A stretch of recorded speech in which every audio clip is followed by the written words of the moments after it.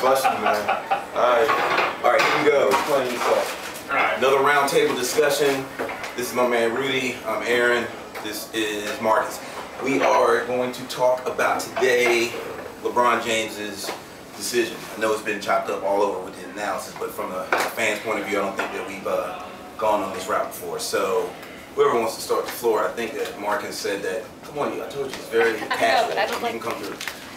Marcus has said that he thinks LeBron's decision was good for the game, for his legacy, and everything else. So your floor. Well, I'll go ahead and make an opening statement. I was watching a press conference once, and Jordan was saying, you know, when he's compared, the guys he's compared to, like the Birds, the Magics, he never wanted to play on a team with those guys. You know, he wanted to go up against those guys to develop his own. You know, he wanted to develop his own legacy, okay? He didn't want to tag along with those guys. He wanted to go for the jumper. He respected those guys, but he still wanted to stand on his own and be able to take a team on his back to the promised land. And so with LeBron, I think that, you know, it was almost like the easy way out.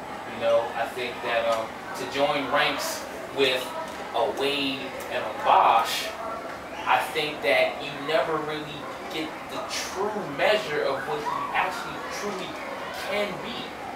He's leading that team in scoring, though. Yeah, I'm gonna let you go. Okay. All right. Let's get something straight. Let's get something cleared up right now. You're talking old school, new school. Old school. Those guys, Barkley, all those guys were against LeBron. Bird. You know, I would never play with them. You know, they really didn't have that much exposure to the other players. Okay. Now with the new age, with the AAU ball, they're friends. Everybody knows each other. I was just listening to Chris Paul was talking about Jack the other day. His boy, he said he's known him since he was 12 years old. They used to play together when they were AAU ball. AAU ball. Okay. So that's where I kind of differ at. And another thing that I differ at, as far as Kevin Garnett, he regrets staying in Minnesota for as long as he did. He said it took some years off his game. Okay, so me and Reed and I last year we were discussing this, and I think we were one of the only two that really did have an issue with him going to another team, because I think in Cleveland he did as much as he could do for that organization, man. Danny Ferry, who was the GM at the time, tried to put guys around him in place, Jameson, etc. It just didn't work, man. He took them by himself single-handedly when they got swept by the Spurs. Okay, they weren't going to get that much better. Okay, Cleveland is not a type of city that most people really want to go to, for one thing. You know, so him going to Miami, the only thing that I didn't like was the way he went with the theatrics. The theatrics of the decision. You know what I mean? But going to another team, if you look back at it, name how many. Let's go back to the Boston Celtics of the 80s. You might have been too young, but I can name you 3 or maybe 4 Hall of Famers on that team, or the LA Lakers.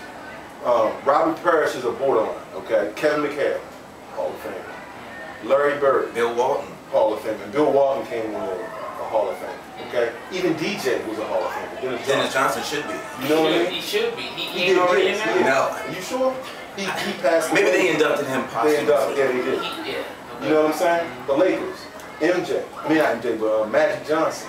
James Worthy, Jabbar. Correct. Yeah. You know what I mean? So, I mean, all of them had like 2 or 3 Hall of Famers that were good, even when the Sixers won back in the day. Moses Malone. Dr. J didn't win a championship until Moses came. Okay? And Mo Cheeks. And Mo Cheeks was there. Let me add a final thing real quick. This is something that's important that a lot of people don't talk about. I don't believe that LeBron wants to be that guy either. I don't think his hard line, I don't think that his genes are wired to have to put a team on his back and definitely want to do that. I think that he's a facilitator in the form of Magic Johnson, who didn't always have to carry his team but did it when he had to. And I think because of that mentality, because he carried the team for 7 years and couldn't ever get them over the hump because that's not in his genes, he'd rather facilitate. Remember several times that he was criticized for passing the ball off. I think that that's what he wants. I think that LeBron's legacy fits better for him to go play with his friends, Bosh and Wade, and sometimes let somebody else be the closer. Even being the closer, so it makes him better. It makes him a better player. I understand that a good part of his game was facilitating, but he's still leading the Heat in scoring too.